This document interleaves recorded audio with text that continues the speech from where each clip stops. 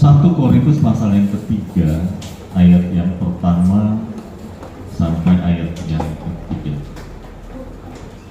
1 Korintus pasal yang ketiga, 1 Korintus 3 ayat yang pertama sampai ketiga. Bapak Ibu boleh menyimaknya dengan sama, saya akan bacakan buat kita sekalian. 1 Korintus 3 ayat yang pertama, demikian firman Tuhan.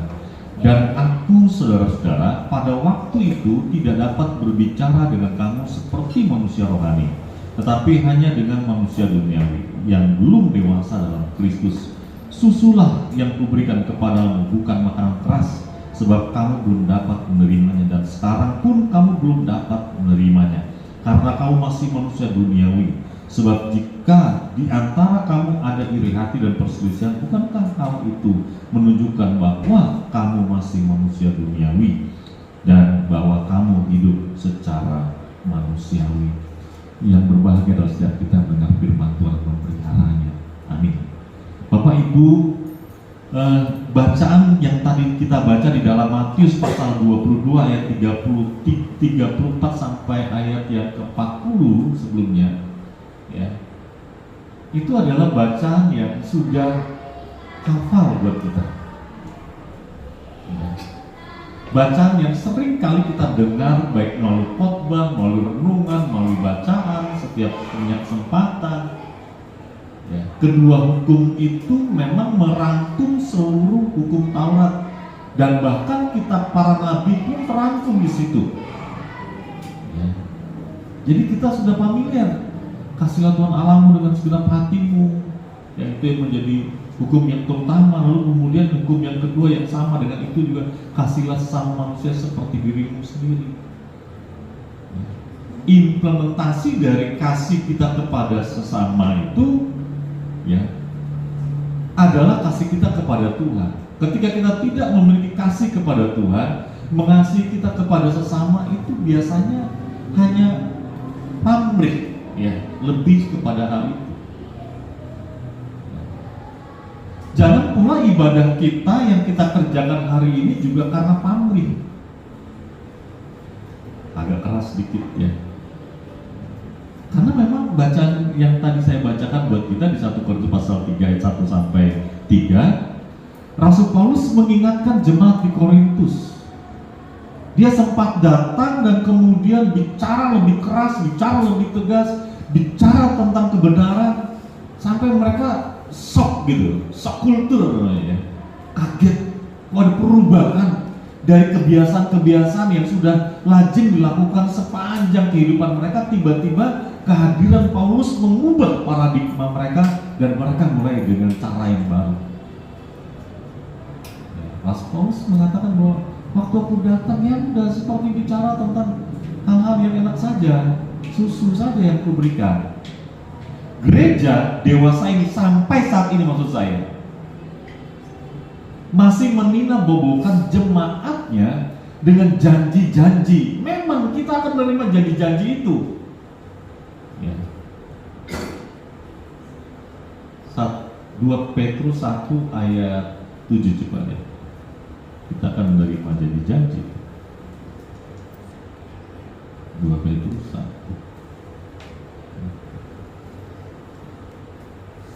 Oke. Bukan ayat yang keempat, bukan ayat yang ketujuh. Ayat yang keempat. Ini kita baca ya sama-sama. 1, 2, 3. Dengan jalan itu ia telah menganugerahkan kepada kita janji-janji yang berharga dan yang sangat besar, supaya olehnya kamu mengambil bagian dalam kodrat ilahi dan luput dari hawa nafsu duniawi yang membinasakan dunia. Tapi gereja pada umumnya, saya coba keluar dari situ, ya, daripada umumnya tadi, menjanjikan kepada jemaatnya janji-janji berkat penyertaan Tuhan yang memberikan kecukupan dan memenuhi keinginan kita, ya. Bahkan ada yang menghafalkan Matius 6 itu, ya, ayat 25 sampai ayat 34 dihafal. Supaya apa? Supaya punya kesempatan mengklaim janji berkat Tuhan. Menghafal ayat yang mintalah akan diberikan kepadamu. Menghafal ayat-ayat yang begitu. Lalu kemudian membangun metodenya, ya, mengkonstruksi metodenya. Kalau mau diberkati, beri perpuluhan, gak ada caranya. Karena perpuluhan itu adalah kunci berkat Tuhan. Berkat lagi, apa lagi? Ya udah cuma sekitar itu aja. Berkat, kesembuhan, solusi kehidupan. Berkat, kesembuhan, solusi kehidupan. Padahal janji Tuhan buat kita, saudara saya, adalah janji-janji ini. Kalau kita baca jelas ada yang keempat. Dengan jalan itu ya telah menganugerahkan kepada kita janji-janji yang berharga yang sangat besar, supaya olehnya kamu boleh mengambil bagian kodrat ilahi. Ya, jadi agak sedikit berbeda nih. Saya cukup tahu diri, belajar tahu diri lah. Ya. Hampir tidak pernah minta yang lebih sama Tuhan. Akhirnya juga saya nggak dapat juga barangkali. Saya merasa udah cukup kok, ya. Ada istri, ada anak-anak, ada cucu, ada menantu, ada rumah tinggal. Belum jadi milik, tapi pasti jadi milik, ya. Ya, ada gereja, ada pelayan, ada teman-teman, ada aktivitas. Ya. Paling sedikitnya begini, kita nggak kayak yang lain sih, ya. Mau ke Bali berangkat, mau ke Jogja pergi, mau ke Surabaya go, gitu ya. Gak apa-apa. Sekalinya berangkat 1 tahun nggak kelar-kelar saat itunya pemulihannya, nggak apa-apa.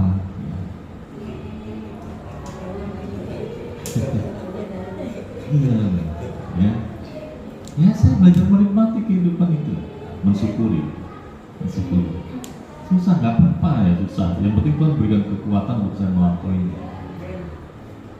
Saya tidak mengklaim janji-janji yang terkait dengan kebutuhan-kebutuhan jasmani. Di Matius 6 ayat 33 memberitahu kepada kita, cari dahulu kerajaan Allah dan kebenaran, semua itu ditambahkan. Kalau belum ditambahkan, ya nikmati, kan gitu. Ya. Fokusnya bukan kepada hal-hal yang duniawi. Kenapa? Ayat yang ketiga dari 2 Petrus pasal yang pertama, karena kuasa ilahinya telah menganugerahkan kepada kita segala sesuatu yang berguna untuk hidup yang saleh oleh pengenalan kita akan Dia. Jadi kesalehan itu bukan standar kita untuk memperoleh berkat-berkat jasmani, bukan. Tapi oleh karena anugerah keselamatan itulah maka kemudian kita melakukan hidup yang saleh. Itu suara kebenaran. Ya. Hari Senin ada impartasi untuk hamba Tuhan yang mau ikut boleh. Ya. Kalau Pak saya nggak ikut, tapi boleh nggak saya ikut Zoom-nya? Nanti saya share. Kok malah dibuka ya? Tapi nggak apa-apa, saya kira boleh. Ya. Harus ada yang berbeda. Jangan GSK, Gereja Sidang Kristus. Ya. Kalau disidangnya sama Kristus sudah pasti. Tapi kalau sidangnya sama jemaatnya Kristus bikin sakit hati, gitu kan? Nah kita pindah sekarang di GSKI, Gereja Suara Kebenaran. Apa kebenarannya? Suara apa yang mau diperdengarkan? Kalau cuma bicara tentang saudara susah, sini datang, kita berdoa, tumpang tangan, dia Tuhan berkati. Masih belum diberkati, kamu kurang percaya. Masih belum diberkati juga, pendetanya nggak benar. Masih nggak diberkati juga majelisnya, nggak diberkati juga benar. Hah? Oh kita cari kambing hitam.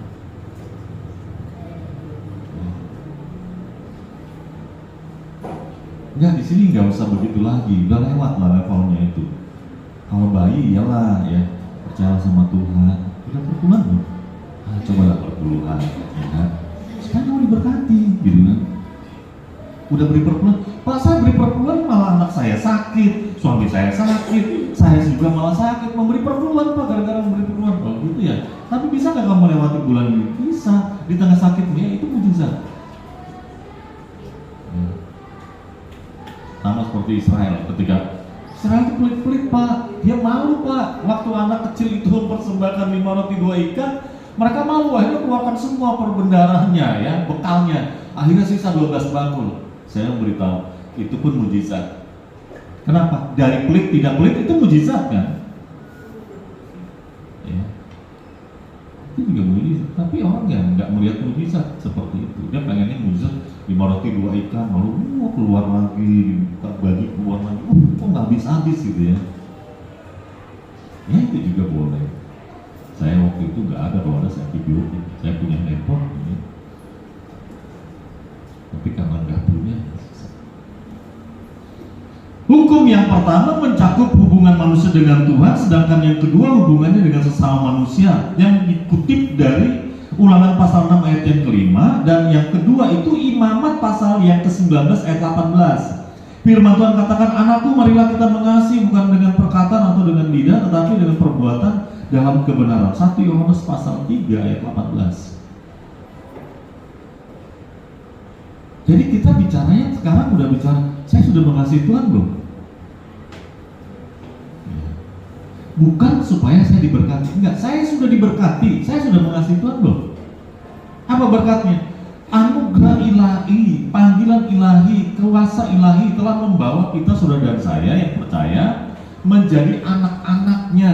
Saudara dan saya yang percaya mewarisi kerajaan surga. Saudara dan saya yang percaya sudah dijanjikan keselamatan kekal.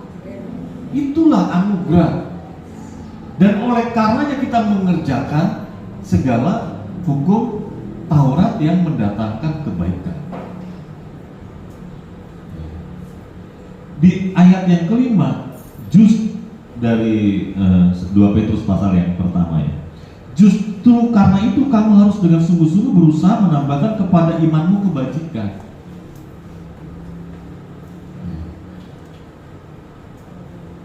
Kita beroleh keselamatan oleh karena percaya, beriman. Kata beriman kita sudah belajar minggu lalu. Bukan hanya sekedar mengucapkan saya percaya Yesus adalah Tuhan. Bukan. Tetapi ternyata kita memang dapat dipercaya untuk melakukan kehendak Bapa. Itulah pisteo. Dari kata pistis. Kata kerjanya pisteo. Melakukan kehendak Bapa seperti yang Yesus lakukan. Dan di tengah kita percaya dan dipercayakan untuk melakukan kehendak Bapa, di dalamnya ada ketekunan. Di dalam kata percaya itu ada ketekunan, ada 3 hal. Kalau masih ingat minggu yang lalu. Ketiga hal ini ada di dalam satu kalimat yang sama, yaitu percaya.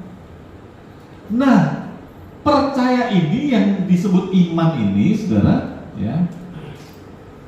Yang pertama kali ditambahkan adalah kebajikan. Apa bedanya kebajikan dengan kebaikan? Ada yang tahu? Boleh? Kalau ada yang tahu. Kalau saudara googling, ada di Braille, itu di situ ada terpisah antara kebaikan dengan kebajikan. Kebaikan itu biasanya diaplikasikan kepada orang yang kita kenal, ada di lingkungan yang dekat, maka kemudian kita lakukan kebaikan. Kenapa firman Tuhan katakan justru karena itu kamu harus dengan sungguh-sungguh berusaha untuk menambahkan kepada imanmu kebaikan? Karena Tuhan mau supaya kita menjadi berkat bagi banyak orang. Sedangkan kebajikan melampaui batas itu, batas cuma sekedar kenal, tapi terekspresi kepada semua orang. Itu yang disebut dengan kebajikan. Tahu buah roh pertama apa?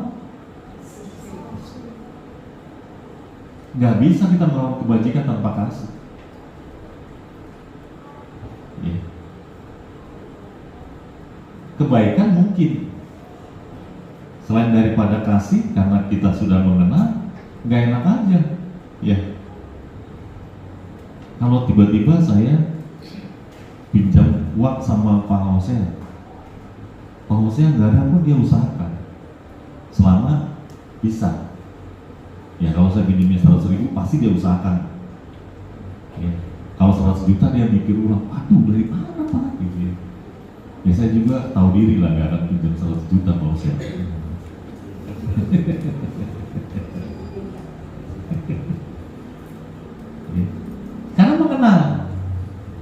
Tapi kalau saya minta dan saya tidak kenal sama paus saya, apalagi bilangnya pinjam, nggak kenal tuh pinjam sih, aneh juga gitu ya. Oke lah, saya nggak pinjam, minta. Kasih pausnya nggak mikir berapa yang mau kasih, gitu ya. Kecuali saya mintanya dengan paksa, itu lain lagi, nodong. Ya. Saya dikejutkan dengan sebuah ilustrasi bagus sekali.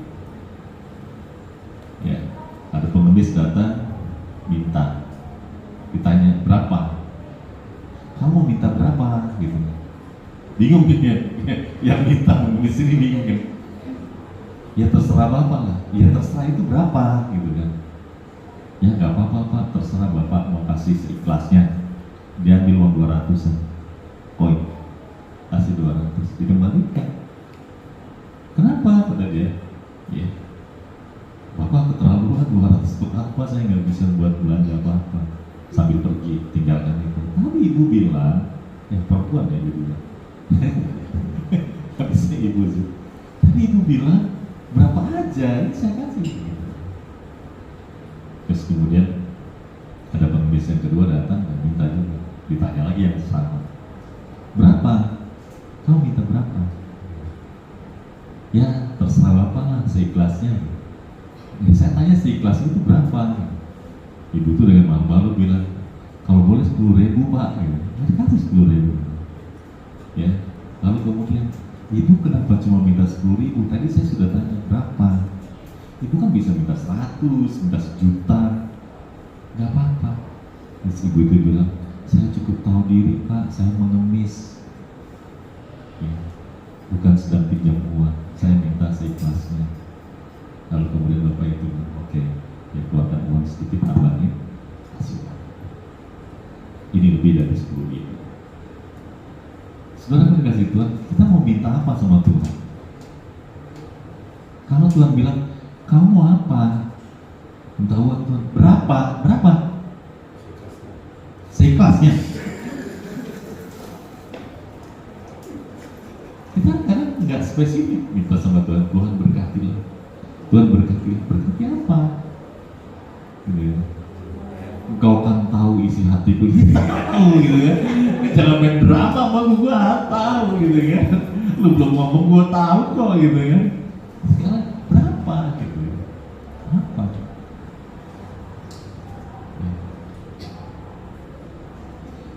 Kebajikan Tuhan harus menjadi bagian yang pertama muncul dari iman kita. Buah roh itu kasih. Baru setelah kasih, sukacita.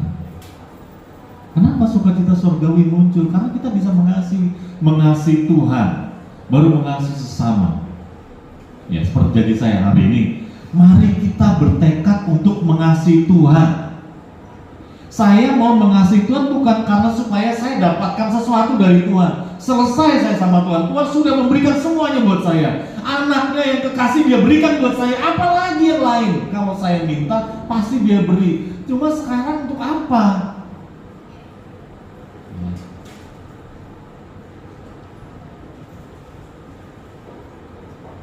Kalau hari ini saya ada yang kasih uang 100 juta, saya ganti handphone saya jadi iPhone. Apakah itu kebutuhan?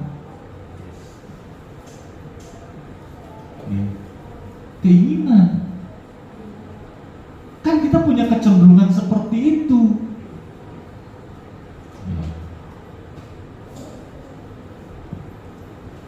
Dan kita mau mengasihi Tuhan bukan dengan perkataan, mudah sekali saudara, mudah. Kasih seharusnya merupakan sebuah tindakan yang nyata dan tidak cukup hanya dikatakan atau didefinisikan. Kamus Besar Bahasa Indonesia bilang begini, saudara. Kata kasih memiliki arti perasaan sayang, namun kasih tidak cukup terjadi dalam perasaan, tapi harus nyata dalam tindakan. Jika kasih hanya terjadi dalam perasaan, maka itu bisa disebut hanya sebagai teori. Jadi selama ini kita sudah diinput, ya, doktrinasi lewat ibadah kita. Kasih kasihlah Tuhan Allahmu dengan segenap hatimu, kasihlah sama manusia seperti dirimu sendiri. Terus saja, lama-lama kita hafal. Karena hafal kita biasa, karena biasa kita tidak terasa.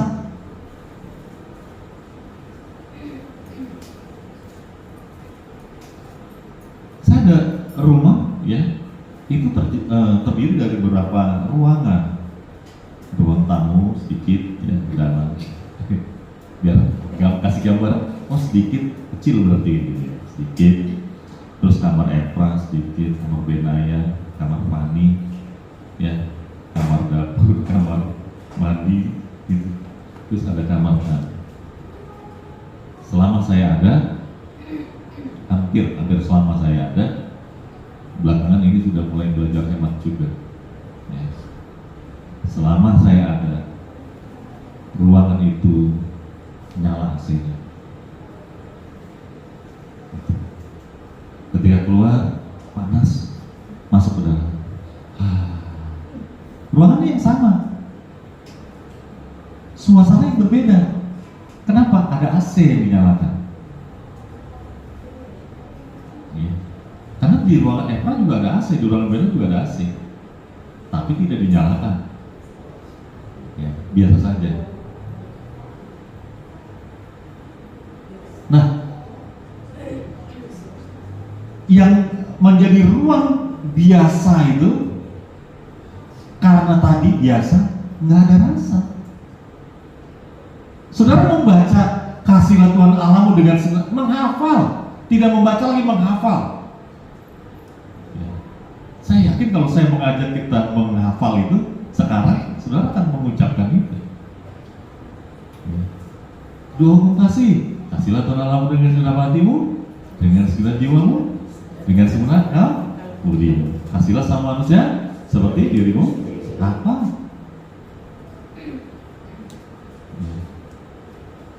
Tapi sudah tidak ada rasa, tidak menggetarkan jiwa kita ketika kita mengatakan kasihlah Tuhan Allahmu. Itu tidak menggetarkan jiwa lagi. Kenapa? Udah biasa. Ditambah lagi kesulitan-kesulitan hidup yang menekan kita sedemikian rupa, kita coba keluar dari situasi itu. Didoktrin, kalau kamu mau keluar dari masalahmu, cobalah kasihlah Tuhan Allahmu dengan segenap hatimu, jiwamu. Dengan cara apa? Berikan persembahanmu, lakukan pelayanan, bla bla bla bla bla bla. Oh, kok jadi begitu?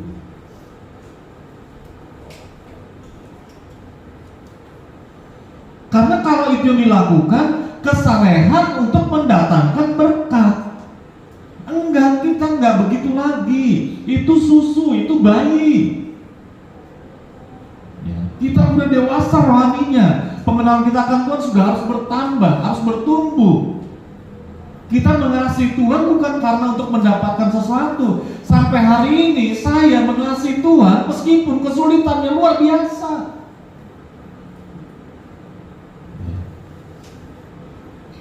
Itu berapa tahun di sini? 23 tahun. Ya. Kalau saya mengukur kebahagiaan dari sebuah kecukupan, berapa persen? Enggak curhat, enggak sedang curcol, enggak. Bukan itu tujuannya. Tapi Bapak bisa melampaui itu. Saya berjuang untuk melewati itu. Meskipun orang mencurigai banyak hal di situ. Kalau saya bicara tentang kepemimpinan kemarin ada kelas kepemimpinan dengan Pak Eras, cuma ada 2, ya. Kepemimpinan yang profit oriented dan Kristus sentris. Kepemimpinan Kristen itu cuma ada 2, dan semua yang tidak mengarah kepada Kristus sentris, ya, Kristus sentris, maka adalah profit oriented. Nah, saya dari sejak tahun 2004 ada di kepemimpinan di Kota Bekasi, tidak ke arah profit oriented tapi Kristus sentris. Ya, baru belakangan sadar, aduh, ternyata saya begitu ya, salah ya. Harusnya saya ke profit oriented dong. Karena pemimpin-pemimpin yang di depan saya itu mendapatkan keuntungannya. Ya nggak dapat, atau kalau gitu saya mau merubah ke sana. Enggak, saya tetap teruskan aja yang ke sini. Ya. Kalau kemudian saya dapatkan, itu ekses. Ya. Saya tidak perlu belajar hal kebenarannya, semuanya ditambahkan kepada itu ekses. Ya. Ya. Saudara dan saya punya satu teladan, yaitu Tuhan Yesus Kristus. Beliau telah pribadi yang sangat luar biasa, saudara. Di Yohanes pasal 4 ayat 34. Yohanes pasal 4 ayat 34. Kata Yesus kepada mereka, makananku ialah melakukan kehendak Dia yang mengutus aku dan menyelesaikan pekerjaannya. Dia tahu nggak kalau dia akan dikecewakan oleh muridnya? Tahu. Dia tahu nggak ditolak oleh bangsanya? Tahu. Dia tahu nggak kalau sebentar lagi akan dikhianati? Tahu. Kenapa? Kan dia ngomong waktu di perjamuan itu, salah satu dari antara kita ya akan mengkhianati. Dia tahu, tapi dia tetap lakukan. Kenapa? Karena dia mengasihi Bapa. Bisa nggak dia menghindari? Bisa, sangat bisa. Tapi dia tidak memilih lakukan itu. Dia memilih kehendak-Mu, Bapa, bukan kehendak-Ku. Alasannya adalah bahwa ia melakukan itu seperti ia sedang melakukan seharusnya orang hidup, yaitu makan. Maka kemudian dikatakan, makananku ialah melakukan kehendak Dia yang mengutus aku dan menyelesaikan pekerjaannya. Saudara dan saya dipanggil, ya tadi di Petrus ya, 2 Petrus 1.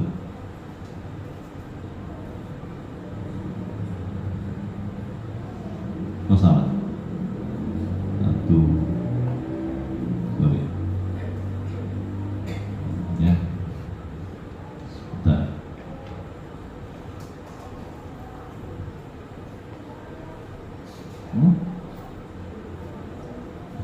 Salah lagi. 1 Korintus 3.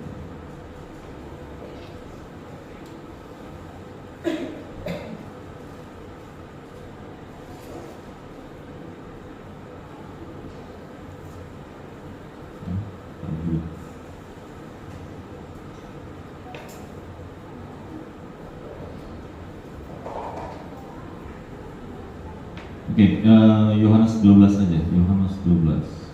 Saya punya pilihan. Yohanes 12 ayat 25. Yuk.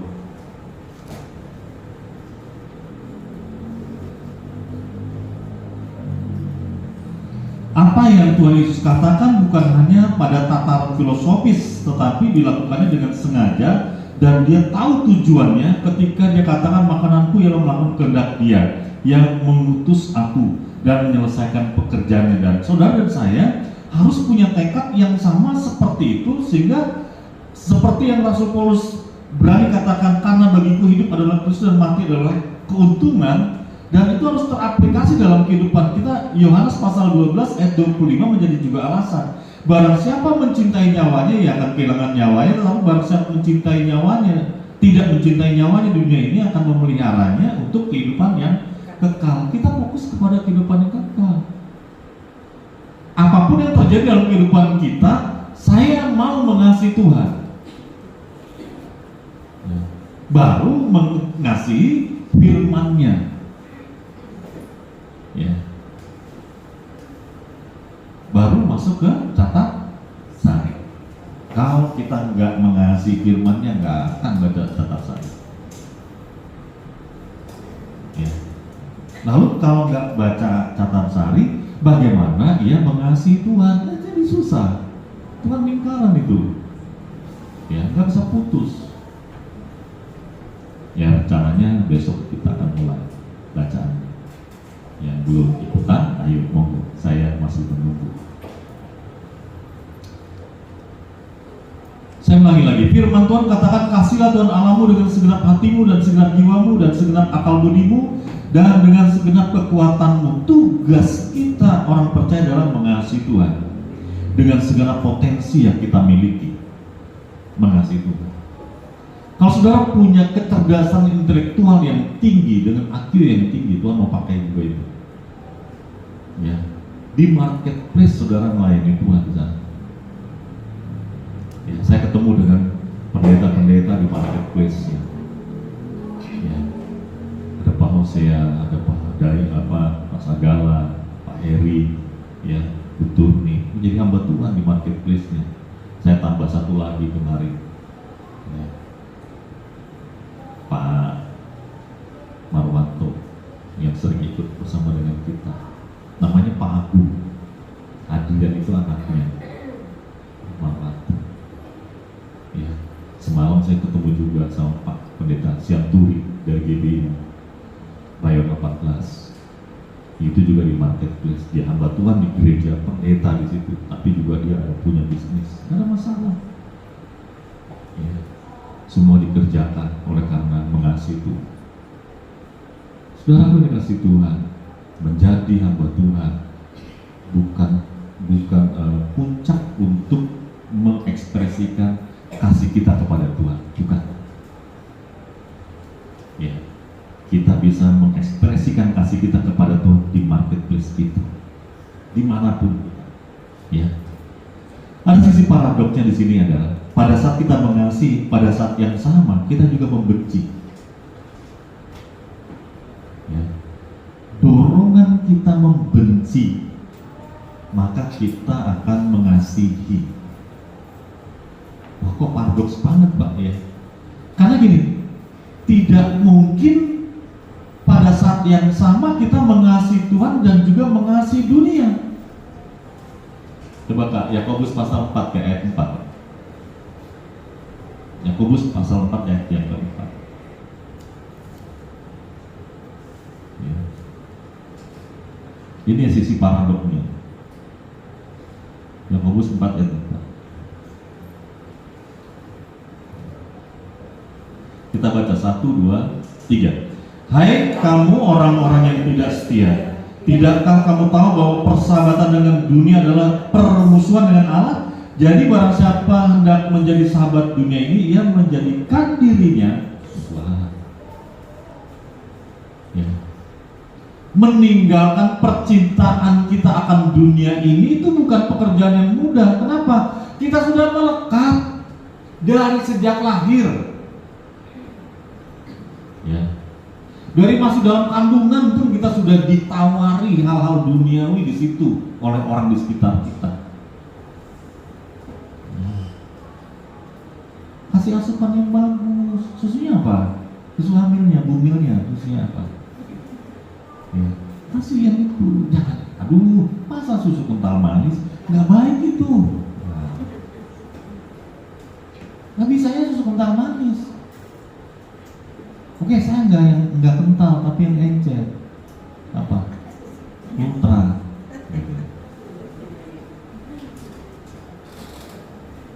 Udah kasih susu.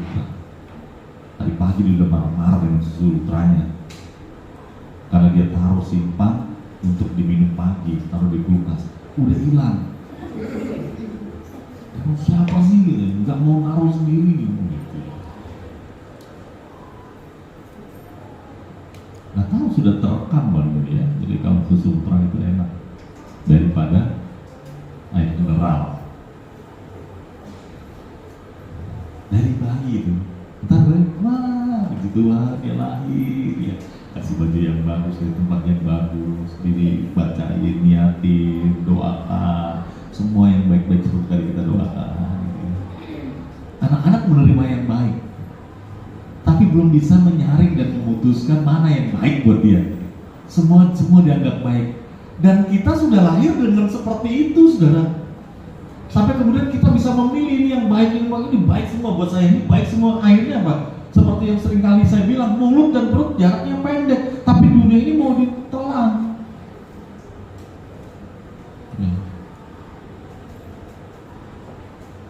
Nah, Ini sisi paradoknya. Kalau kita mencintai dunia ini karena sudah menjadi kedagingan kita, ya, kita nggak mungkin mencintai Tuhan, nggak mungkin. Harus memilih yang mana.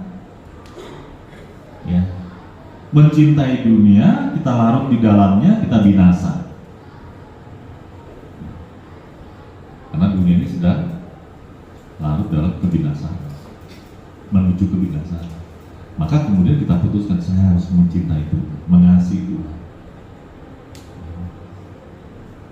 Saudara, kita sudah tahu bahwa menerima kasih karunia itu cuma-cuma, tetapi mengikut Yesus harus menyangkal diri, memikul salib. Itu harganya, itu bayar. Dan caranya adalah membenci dunia ini. Bukan orang-orang yang di dalam dunia yang kita benci, enggak, ya. Kita mengasihi semua manusia, semua orang, bebas dengan latar belakang. Kita mengasihi, bahkan orang berdosa pun kita kasih. Karena sebelumnya kita juga orang berdosa. Ya. Mengapa kita harus mengasihi? Karena sesungguhnya kasih yang kita miliki berasal dari Tuhan, tetapi akibat dosa dan fokus tujuan hidup kita melenceng. Manusia telah mengasihi dunia sehingga dunia itu sanggup memuaskan keinginan daging kita sebagai kodrat manusia. 1 Yohanes pasal 2. Banyak ayat ya, nggak apa-apa. 1 Yohanes pasal 2 ayat 15. Apa dia bilang? Ini mantap kalau kita baca sama-sama. Yuk, 1, 2, 3. Janganlah kamu mengasihi dunia dan apa yang ada di dalamnya. Jika orang mengasihi dunia, maka kasih akan Bapa tidak ada di dalam orang itu. Sebab semua yang ada di dalam dunia, ayat 16. Sebab semua yang ada dalam dunia, yaitu keinginan daging, keinginan mata, serta keangkuhan hidup, bukanlah berasal dari Bapa, melainkan dari dunia. Dan dunia ini sedang lenyap dengan keinginannya, tetapi orang yang melakukan kehendak Allah tetap hidup selama-lamanya. Ya. Ada 3 pintunya. Apa? Keinginan daging, keinginan mata, serta keangkuhan hidup. Maka yang dibutuhkan adalah penguasaan diri. Penguasaan diri adalah buah roh. Buah roh yang berapa? Terakhir. Ya. Dimulai dengan kasih yang memampukan kita berbuat kebajikan, dan diakhiri dengan penguasaan diri. Penguasaan diri, kita punya masalah di situ. Contoh sederhana, nggak apa-apa ya, saya pakai suku yang Batak. Udah punya kebiasaan dari kecil ikut persal tahun, karena itu salah satu pesan dari orang tua. Kalau ada di satu tempat, ya selain gereja, cari persal tahun, baru cari itu. Satu lagi apa tuh? Hula-hulanya, ya. Itu harus. Gak bisa enggak. Waktu kita kecil ikut persal tahun, supaya tidak merepotkan orang tua, ambil makan yang banyak, taruh di piring, kucing pun lompat gak bisa, supaya anaknya sibuk makan di situ. Iya bukan? Saya udah lihat begitu, ya, tahu kan? Lalu bapaknya, mamanya berkumpul sama orang tua, anaknya makan bersama anak-anak. Ya, semakin banyak semakin hebat.